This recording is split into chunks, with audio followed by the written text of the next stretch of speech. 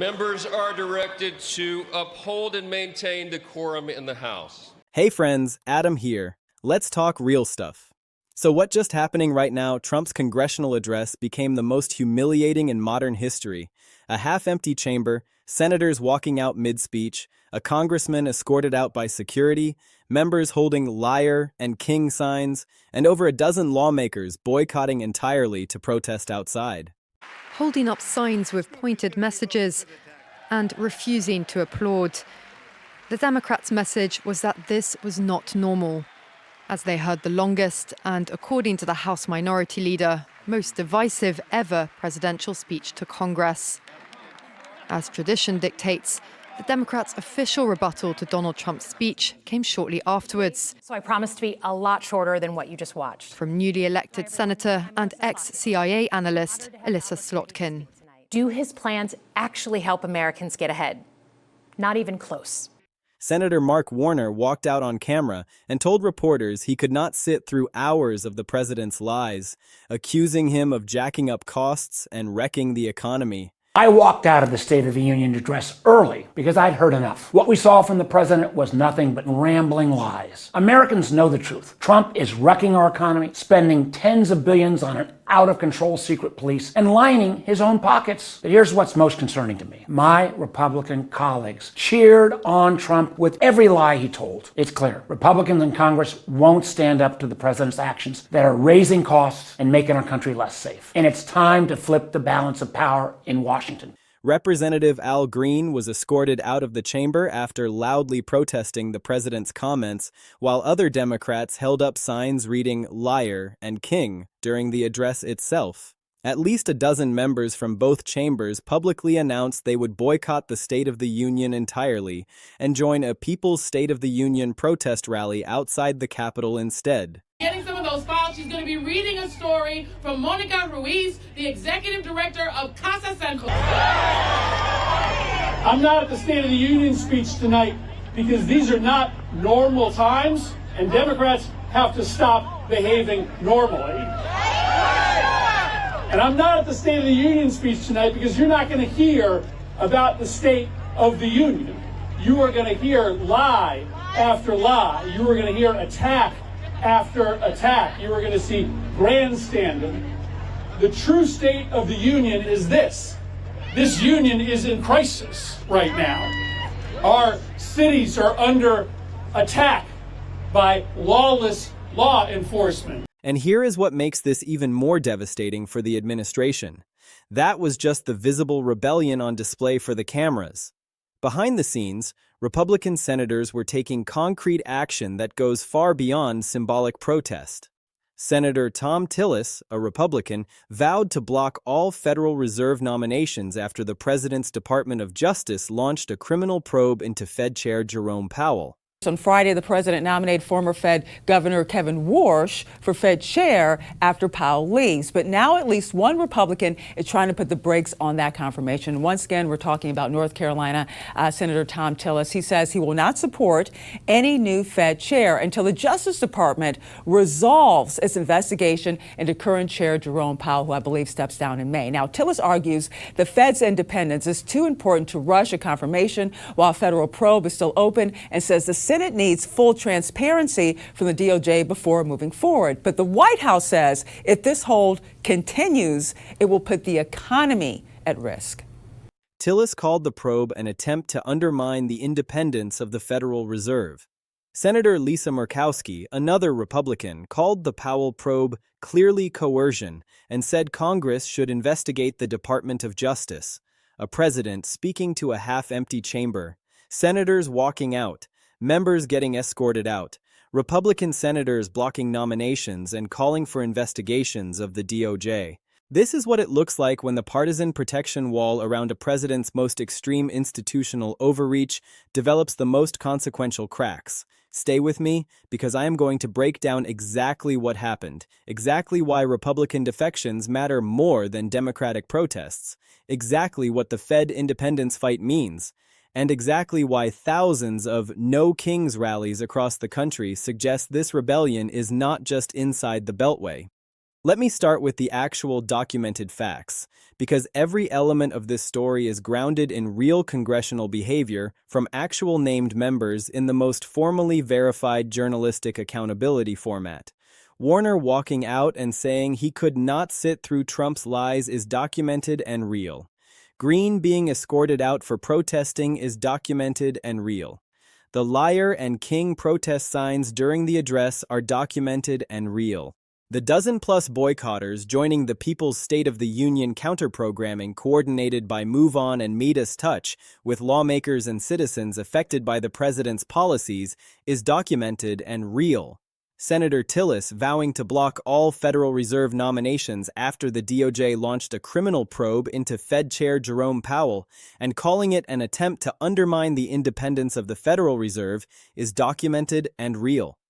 Senator Murkowski calling the Powell probe clearly coercion and saying Congress should investigate the DOJ is documented and real. And the separate ICE deportation hearing walkout by Democrats, including Senator Alex Padilla, calling the proceedings a charade, is documented and real. Every element of this story is grounded in actual documented events from actual named members, and the combination of these elements creates the most comprehensive and alarming picture of visible congressional rebellion in modern political history. Now let me focus on the single most consequential element of this entire story, because it is not the Democratic walkouts. It is not the protest signs. It is what Republican senators are doing. Tillis is not a Democrat. He is a Republican senator who specifically and formally vowed to block all Federal Reserve nominations after the president's Department of Justice launched a criminal probe into Fed Chair Jerome Powell. The specific constitutional mechanism Tillis is deploying, the Senate's advice and consent authority over presidential nominations, is the most formal institutional power that individual senators can use to constrain executive branch personnel decisions. Tillis specifically described the DOJ probe as an attempt to undermine the independence of the Federal Reserve and question the DOJ's integrity. That is the most formal available Republican senatorial accountability statement about exactly the institutional capture concerns that have been building for months. A Republican senator blocking all Fed nominations over DOJ coercion of the Fed chair is the most formal institutional Republican accountability action. And his Republican source makes it the most alarming signal that the partisan protection wall around the president's most extreme institutional overreach is developing consequential cracks. Murkowski's clearly coercion characterization is the most specifically alarming additional Republican voice in this story. Murkowski saying the Powell DOJ probe is clearly coercion and calling for congressional investigation of the DOJ is the most formal available Republican senatorial accountability demand for oversight of the most extreme second-term institutional capture. Former prosecutors have documented that the president has succeeded in completely politicizing the DOJ and turning it into a political faction. Murkowski's clearly coercion characterization adds the most credible available Republican institutional voice to the documented Democratic and former prosecutor accountability assessment. Murkowski's clearly coercion plus Tillis blocking nominations plus former prosecutors saying the DOJ is completely politicized equals the most comprehensively documented bipartisan accountability assessment of extreme DOJ institutional capture. And its bipartisan character is the most important feature for eliminating the partisan framing escape hatch. Now let me talk about the tightrope walking Republicans, because this is the most revealing signal about what is happening behind closed doors. Other Republicans are documented as walking a tightrope. They publicly defend the president against lawfare charges while quietly warning that using the DOJ to target political enemies crosses a line. That specific documented pattern of public defense combined with private warning is the most precisely alarming signal about the Republican institutional calculation. It establishes that the private Republican assessment of extreme DOJ institutional overreach is more alarming than the public defense posture suggests. Republicans who publicly defend the president while quietly warning he has crossed a line are making a private accountability assessment they are not yet willing to make publicly. and the specific character of those private warnings as focused on the DOJ targeting of political enemies most directly connects the tightrope Republican private assessment to the documented institutional accountability concerns that Tillis and Murkowski have most specifically and most publicly expressed. Tightrope Republicans privately warning while publicly defending is the most specifically alarming signal about the realistic state of the Republican accountability calculation. And its character as documented in credible reporting makes it the most formal evidence that the Tillis and Murkowski public defections most likely represent a larger private Republican concern that has not yet fully translated into public accountability action. Now let me take you deeper into 3 specific dimensions of this story that each deserve careful attention. The first dimension is the institutional significance of the visible congressional rebellion. What does the combination of walkouts, boycotts, protest signs, and nomination blocks mean for the presidential-congressional relationship? The State of the Union address is the most constitutionally grounded expression of the presidential-congressional relationship. Article 2, Section 3 specifically requires the President to, from time to time, give to the Congress information of the State of the Union. The traditional character of the State of the Union as a moment of maximum visible bipartisan congressional deference to presidential authority makes any visible departure from that deference the most dramatically available institutional signal of congressional rebellion. A president speaking to a half-empty chamber while senators walk out and members hold up liar and king signs is making the most public and most visually immediate statement about the collapse of traditional congressional deference. The half-empty chamber during the State of the Union is the most dramatically available visual expression of presidential-congressional relationship collapse in its specific character as happening in the most traditionally deferential institutional moment. The nomination blocking power is the second institutional dimension. The Senate's advice and consent authority over presidential nominations is the most formal constitutional mechanism through which individual senators can constrain executive branch personnel decisions without requiring a Senate majority vote. A single senator can place a hold on a nomination, delaying its consideration. A group of senators can coordinate holds to comprehensively block an entire category of nominations from advancing. Tillis's specific vow to block all Federal Reserve nominations is the most dramatic deployment of that mechanism because it targets the most consequential category of nominations in federal economic governance. Blocking all Fed nominations is the most formal institutional Senate power constraint on executive economic governance function, and its deployment by a Republican senator over DOJ coercion of the Fed chair is the most specifically alarming bipartisan institutional accountability action. The second dimension is the Fed independence and DOJ coercion dimension. What does the criminal probe into the Fed chair, combined with the Tillis nomination block and the Murkowski clearly coercion characterization, mean for institutional independence? The Federal Reserve's independence from executive direction is the most specifically available institutional protection for monetary policy credibility in financial system governance. A DOJ criminal probe into the Fed chair, launched in the context of documented presidential pressure on Powell to lower interest rates, is the most specifically alarming real-world expression of executive branch coercion of an independent federal economic institution. Murkowski characterizing that probe as clearly coercion is the most formal available Republican senatorial assessment of what the documented probe most specifically represents. Tillis connecting his nomination block specifically to the attempt to undermine the independence of the Federal Reserve is the most formal available Republican senatorial accountability response to extreme executive coercion of an independent federal economic institution. DOJ probe into Fed chair, plus Murkowski, clearly coercion, plus Tillis nomination block equals the most comprehensively documented Republican institutional accountability response to extreme executive coercion of federal economic governance independence.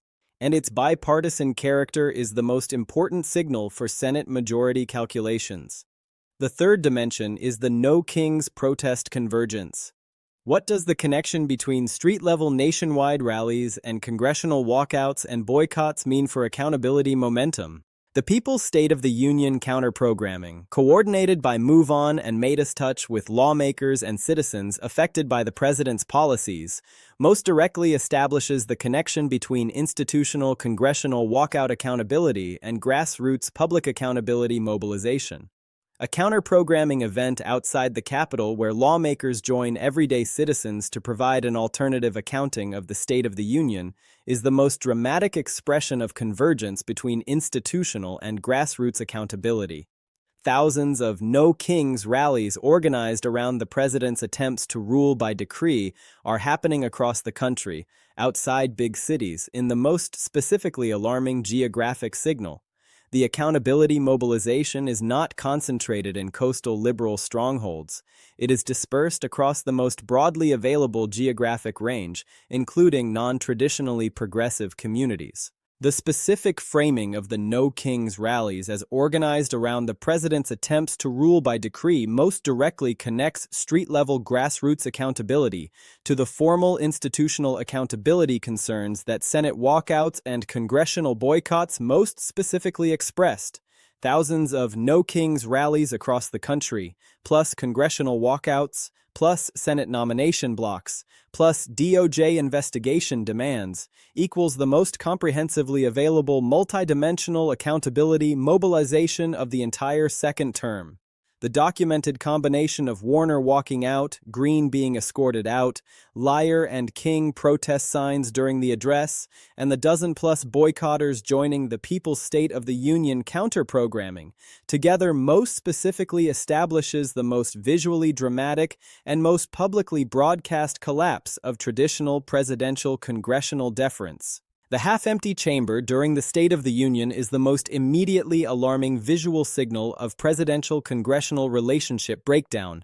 Tillis vowing to block all Federal Reserve nominations, combined with Murkowski characterizing the DOJ Powell probe as clearly coercion together, most precisely establishes the most formally documented and most credibly sourced bipartisan Republican accountability response to extreme executive coercion of federal economic governance independence.